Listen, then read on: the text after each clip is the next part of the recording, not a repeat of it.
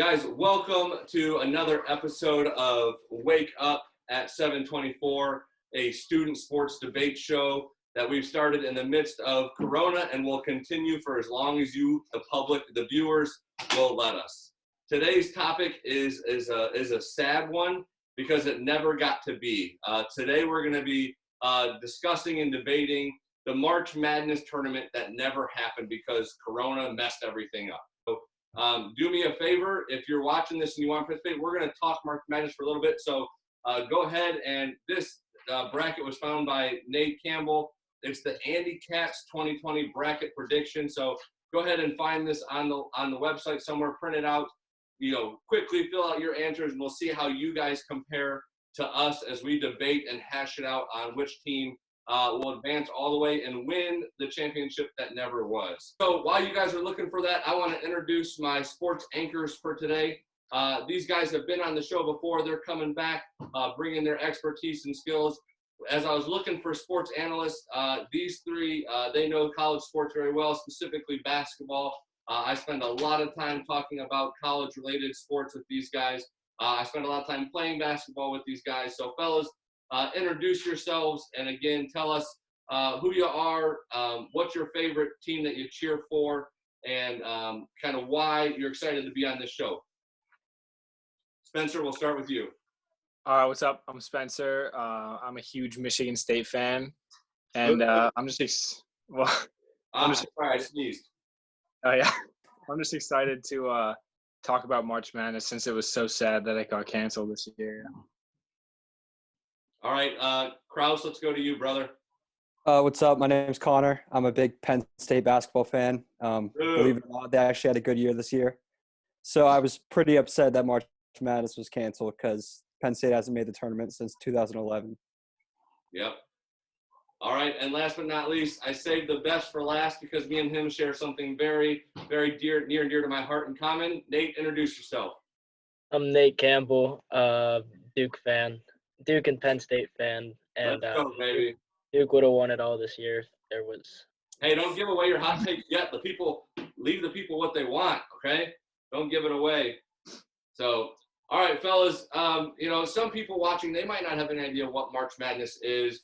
Others watching are in the same sad reality that we're in, that this didn't happen. But let's help some people who may be watching or not know, but help them understand what is March Madness. Why does it matter? What's the magic behind it? Why is this something that every year you guys look forward to and long to see? Why is March Madness so special to you?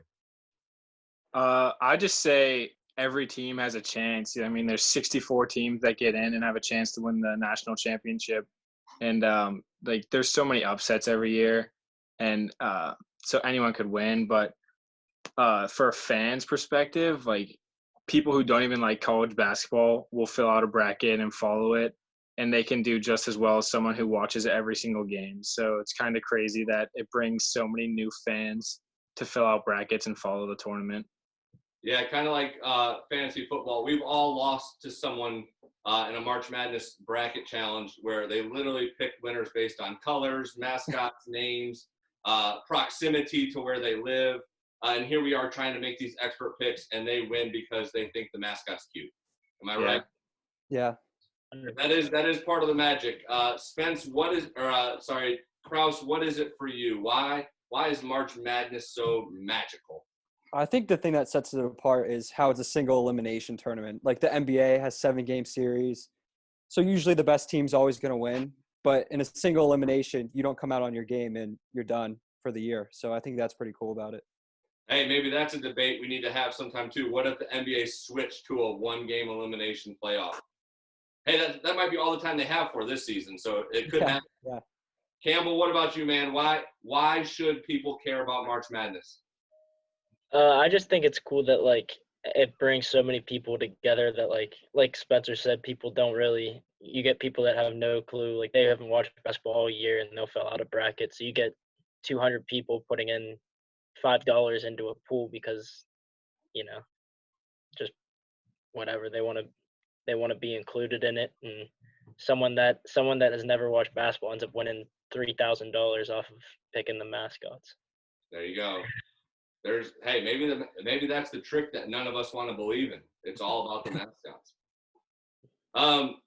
Looking specifically at this March Madness that would have been, that never was, some of you guys kind of alluded to this, but what specifically about this March Madness were you guys most excited for and looking towards?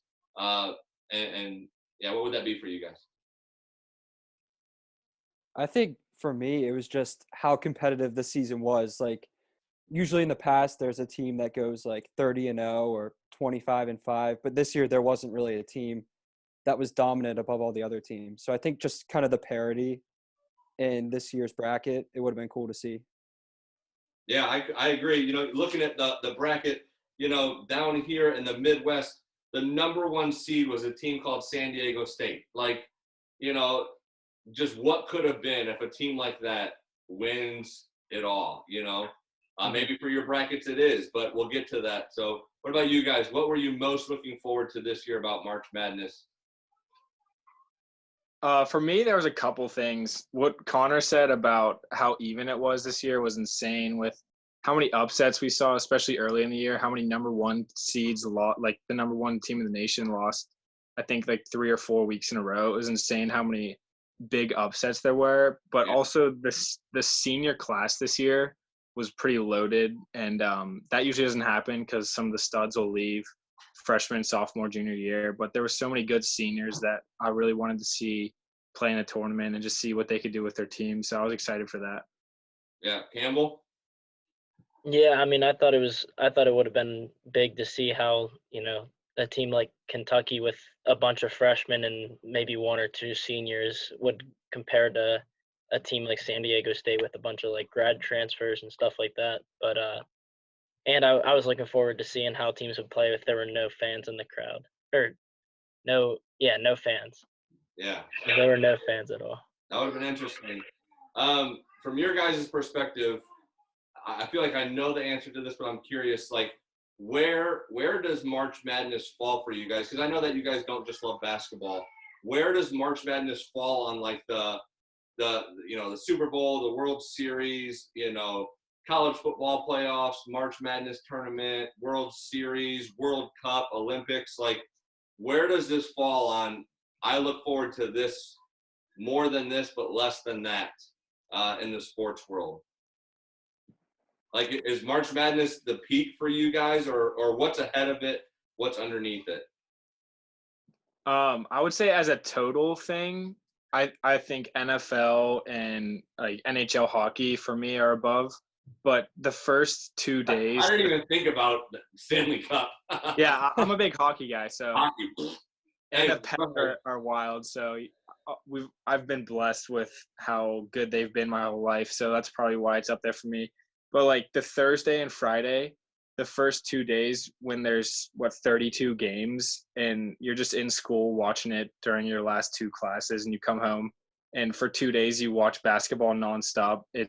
I think that's the 2 best days of the year because it's just all basketball and there's like 8 different stations on TV running games. So just watching all that is always awesome, which stunk this year. We couldn't do that.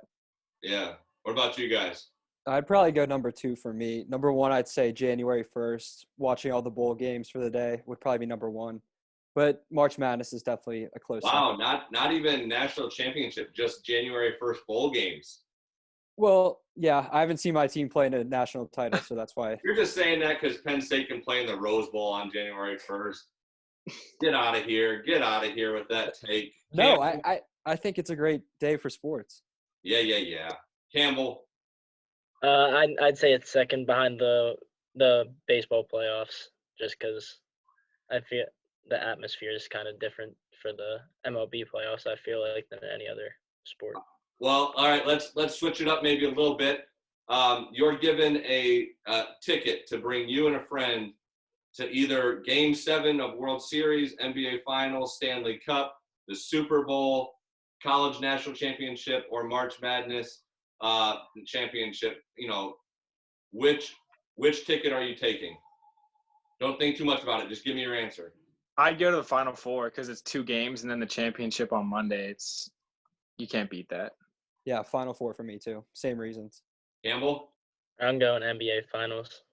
Dang, I'm with you, man. I'm going to the NBA Finals because that's March Madness on a whole nother level for one game.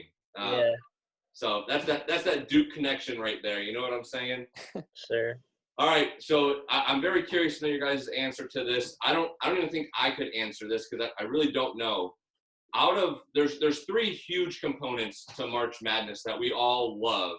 It's the round of 64. You know, Spencer, you brought it up. That Thursday, Friday, in my opinion, I'm not sure what holiday even touches how excited I am for the Thursday and Friday of March Madness, where literally from 12:15 p.m. to 2 o'clock in the morning, nonstop 2 straight days of basketball. What part of March Madness do you love the most? You got to pick one of three. Okay, the first is A, the round of 64. B, the Final Four in general, just seeing the four teams that have come out of the gauntlet battle for the championship.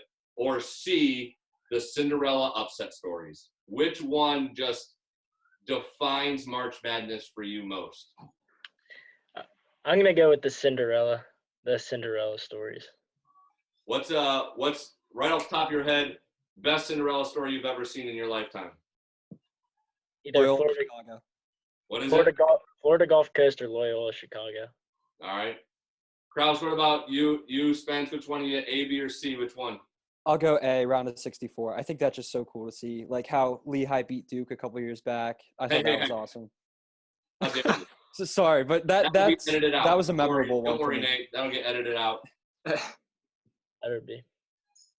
So, Yeah. Spence, what about you? A, B, or C? Yeah, that's tough, but I would definitely say round of 64. That's just the best 2 days for sports for the year for me. So. Yeah, if I had to pick, as much as I love Cinderella stories, being a Duke fan, you know, Krause, you kind of brought it up. You hate when the Cinderella story happens to your team, and sadly, Duke has been victim of that too many times. So, not a Cinderella guy. I do love the Final Four, but if I had to miss one of the two, I'd rather miss the Final Four than miss the round of 64. It's just too much basketball, and being such a huge basketball fan, I just couldn't do it. So you guys are all seniors. You're getting ready to graduate. You know, and when I think of students, and I spent a lot of time talking to students. This is a student debate show. I think that seniors are the class that are feeling the effects of coronavirus the most, with all of the things that you guys have had to lose out and miss out on. You know, whether that be, you know, last chance to play a sport, prom. You know, my last, you know, fill in the blank your senior year. A lot of graduations aren't going to be happening. You guys aren't sure, you know, if your college that you got into that you worked so hard, you know, the list goes on and on and on. With a little bit of humor, but maybe some real truth. All right, let's be honest. Where does losing March Madness and March Madness getting canceled fall on your guys' scale of, dang, that sucks so bad? Where does March Madness fall for you guys? 2. What's 2? I'd say missing out on Peru was number 1, and then March Madness is 2. Definitely Peru 1, but I mean, if right now, like, let's say we can't go to college in the fall, that would be 2 for me, I think. Yeah. So it's hard to tell right now. A mission trip to Peru is 1. March Madness is 2. Where does graduation ceremonies and like proms and all that? Prom, you can just throw out prom. Yeah, prom doesn't affect me and Krause, but like the fourth quarter senior year, I would say that's probably up there too, ahead of March Madness. But March Madness is probably like 5th for me. Okay, Campbell. Yeah, March Madness is probably second. If we miss out on college, or like this fall, it would probably be 3rd because missing out on baseball season kind of sucks. But yeah, then it would be college, then March Madness. Man, that's some real truth. That's some stuff coming straight at you, you know, my friends. We're gonna jump into our brackets. So fellas, go ahead and grab that golden piece of paper that you got there. How we're gonna do this is, you know, with as much time as we can, we're gonna spend some time in this. We're gonna go division by division. So we'll start in the South, drop to the East, go up to the West, and drop down to the Midwest, and just kind of give us our picks, give us our thoughts, any major upsets that you see in those. And then we're really going to try to hash it out the closer we get to the Sweet 16, Elite 8, Final Four, and so on. So, fellas, looking at your brackets, because we are experts, we are bracket theologians. What's your South looking like? Any major upsets?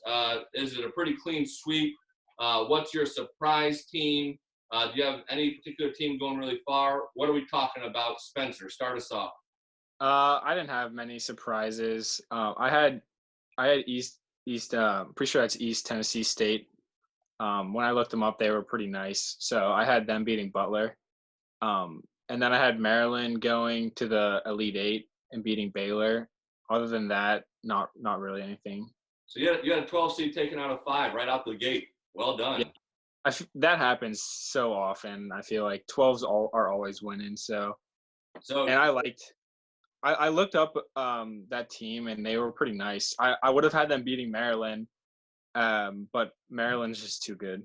Yeah, I want to hear your Penn State and how far they went when you have them out. But I want to go to Krause first. Spencer, I know you're going to Penn State. Are you going to Penn State? No. No, I'm going to Michigan State. Michigan State, that's right. So we'll get to Michigan State. They're way down there. You're not going to be happy with where I have Michigan State. Krause, let's go to you. What's your South bracket looking like? Yeah, I had NC State beating LSU for the 6-11 game. I think NC State being in the ACC, they play a tougher schedule, and I think they always play well in the tournament. And then I had Penn State beating Dayton in the second round. And wow, Dayton. Say what you want about you Dayton, sound like a Duke but again.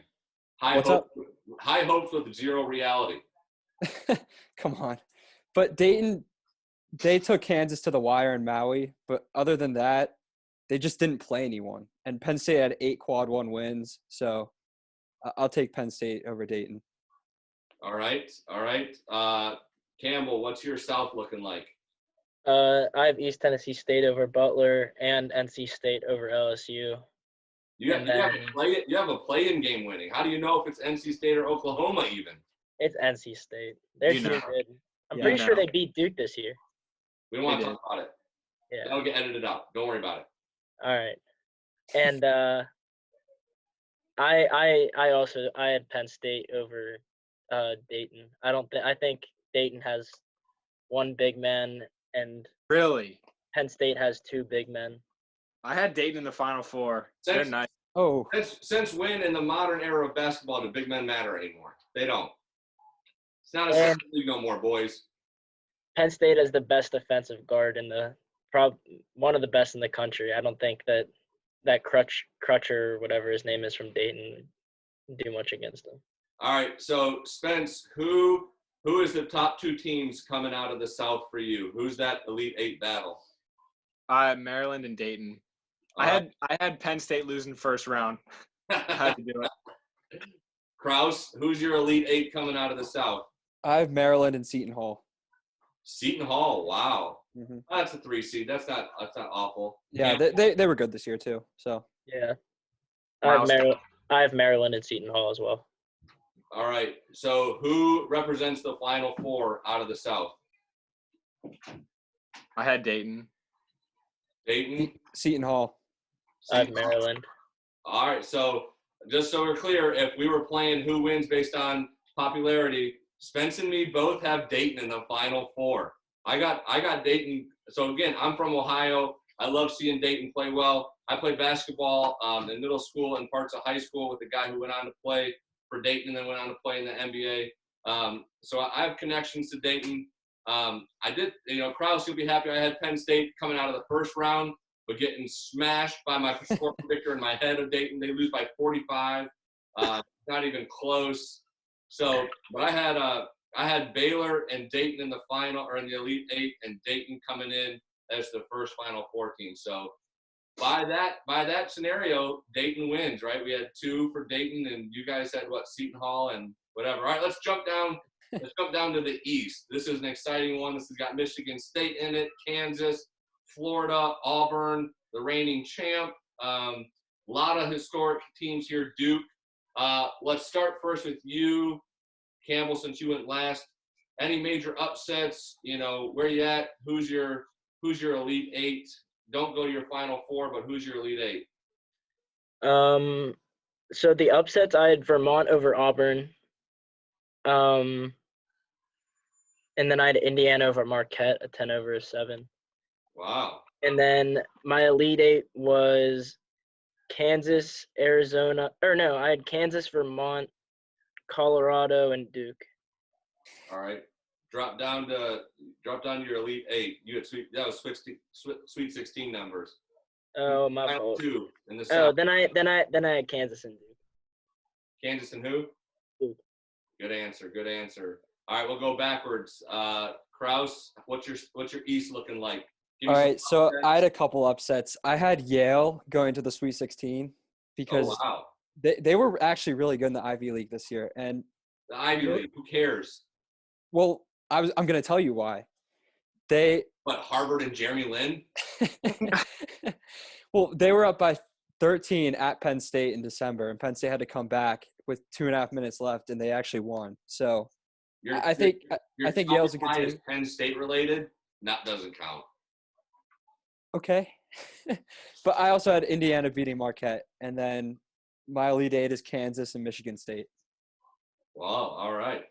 I could see it. Spence, where's your upsets? What's your Elite Eight looking like? So I thought that this region was the most stacked out of the four. I agree. I don't think that this bracket is very accurate with seeding. Like, yeah, no way. We could talk about that later if you want, but I had Yale winning the first round and going to the Sweet 16 as well. And I had Memphis beating Colorado. Oh, I had that too. I had Marquette beating Duke and going to the Sweet 16. Wow. You have Marquette? So here's my reasoning. They got Marcus Howard, stud senior. I think he was going to take him a little bit. And I couldn't have Michigan State playing Duke again and breaking Duke's heart 2 years in a row. So I had to have Michigan State play someone else. And then my Elite Eight is Kansas and Michigan State. Well, let me break your heart a little bit here, Spencer. Michigan State, they lose to Memphis, Penny Hardaway. I think he's going to take Memphis to places they've never been. But, you know, Spencer, I think you get this as a Michigan State fan. A little bit harder for Penn State because they just don't have a lot of history in college basketball like Michigan State and Duke do. It's so hard to pull the trigger on your favorite team. You know, like when do you – like, again, I don't see Duke winning it this year. Campbell, I'm not sure where you're at with them. They were so up and down. You know, they weren't coming in hot to the tournament. They weren't closing the season out well. So I have Duke losing to Kansas in the Elite Eight, and I have Kansas actually moving on as my Final Four team. But you know, I had Yale second round. But yeah, I had Memphis, Duke, Kansas, Auburn battling out in the Sweet 16. Who is your East Final Four representative? I had Kansas. Kansas. I also had Kansas. I had Kansas too. In Kansas. Yeah. Okay, here's what I'm saying. In a real bracket, so if there would have been March Madness this year, it would have been a different bracket. I think Michigan State would have won the Big Ten tournament and they would have gotten maybe a 2 seed, but I don't think they would have been with Kansas no matter what. I think Kansas would have been the number 1 overall seed. And then I would have Michigan State going to the Final Four, but I think this bracket was a bit off. I'm a huge believer that once it's kind of like playoffs. Once you get into the tournament, you're like how many upperclassmen you have and all that stuff, how many times you've been there, how experienced your coach is, all that stuff matters. And I look at like wait till we start talking about the West and the Midwest, but when I look at the East and how many like just historical teams are in that division, it's not fair. So Nate, I'm curious. Walk me through the process. How hard was it for you to shoot at Duke? What was the decision factor there for you? I made the bracket twice, and both times I had Duke losing just because I didn't think that they were so up and down, and they I don't even think they would have won the ACC tournament, let alone get all the way to the Final Four in March. I agree. They were that big man for Azubuike or whatever his name is from Kansas would have torn us to shreds. Yeah. All right, let's jump over to the West. Let's go. Let's start here with Spence. Give us kind of any major upsets and who we looking at in your Elite Eight. My Elite Eight was Villanova and Oregon.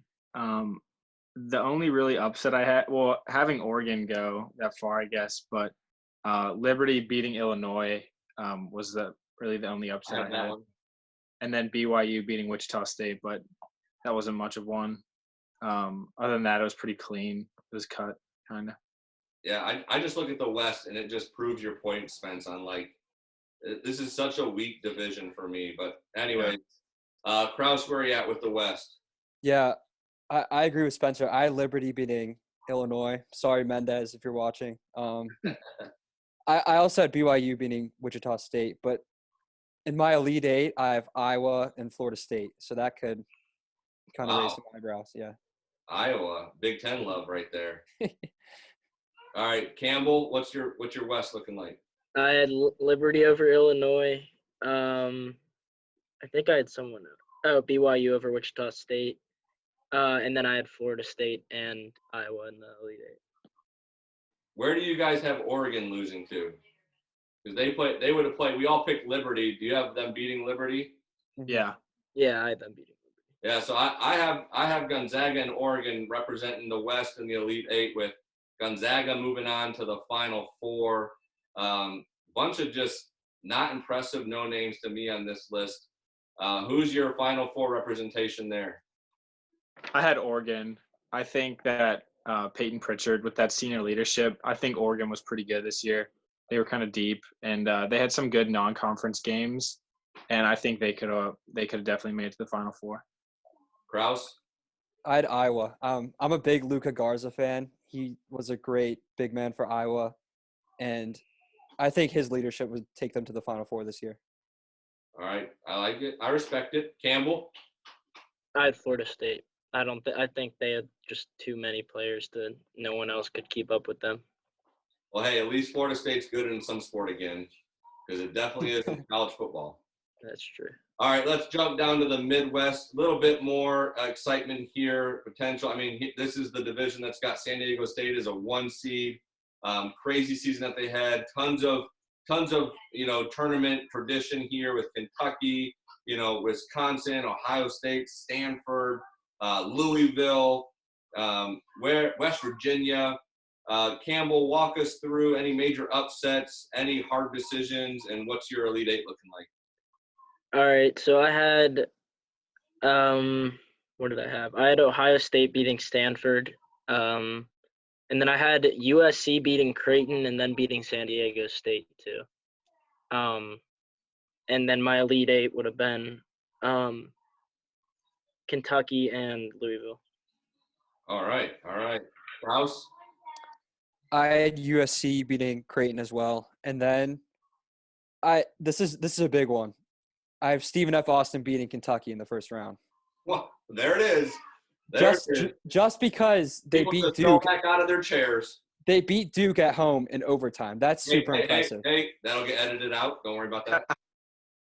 But anyway, I think they can beat Kentucky. And then I have Ohio State beating Stanford and Wisconsin beating West Virginia in the second round. And I have Rutgers in my Elite Eight. All right. And so Spence, where are you at? I actually had Creighton beating USC. You guys both had USC going. But I got Creighton in the Sweet 16. I had San Diego State winning 2 games. I thought they were okay. I didn't think they were insane, but I mean, their record just shows for itself. They play in a bad conference, but still. I had Richmond winning the play-in game and then beating Rutgers. And I had Ohio State, and then I had Little Rock beating Louisville. Jeez. Yeah. I kind of went wild. Care at all. You got to the last one, and you're like, forget it. Yeah. But I had Wisconsin. All right. West Virginia is overrated for this. They had a good season. They played well, but they should not be a 2 seed. So I had Wisconsin. They should not be a 7. They should be higher than that. I had them beating West Virginia and then going to the Elite Eight against Kentucky. All right, I like it. Yeah, my big Cinderella story, if you want to call it that, is Creighton beating out, winning the first round, taking out the number 1 seed, and battling Kentucky but losing. My hatred for USC is right up there with Michigan. I had Michigan losing first round, USC losing here. I don't even care what seed they would have been. Couple of good battles here. I think Stanford, Ohio State would have been one of those double, triple overtime games. Same thing with Wisconsin, VCU. I feel like that would have been a nail biter. But I have Kentucky and Wisconsin representing this division, with Kentucky moving on to the Final Four. So recap of who's your Final Four. All right, my Final Four was Dayton, Kansas, Oregon, and Wisconsin. Krause. I had Seton Hall, Kansas, Iowa, and Wisconsin. And Campbell. I had Maryland, Kansas, Florida State, and Kentucky. And I'm sitting with Dayton, Kansas, Gonzaga, and Kentucky. Sounds like the only team we all have in common in the Final Four is Kansas. I'll be curious to see how that plays out. Spencer, who makes it to the championship game in your opinion, and who is your tournament winner? I have Kansas beating Oregon in the championship. Wow. Campbell? I have Kentucky beating Kansas. And Krause. I have Iowa beating Kansas. Iowa. Yes. Yes. He's a huge Big Ten guy. They're good. I honestly think that. This sounds awful, but I can't think of anything in my life more boring than watching Iowa win a national championship. It just sounds so boring to me, but I guess I would have to respect it. I have Kansas beating Gonzaga. Gonzaga getting to it there again and losing to Kansas. I hate seeing Kansas win. They've got enough, but I know how Duke people feel the same way about Duke. Is the game close in your opinion as you watched it out in your brain, or is it just a blowout? Krause has Iowa by 60. In Fairyland, maybe. Awesome. I had a close game. I mean, it's hard to tell. It'd be boring if it wasn't, right? It's like if your team's not in the championship, all you hope for is a close game, that it makes it worth your time. So, well, guys, that's our brackets. You've heard them here first. These will be signed and available to winners. So submit your bracket. We'd love to see it. Fellas, thanks so much for being on the show.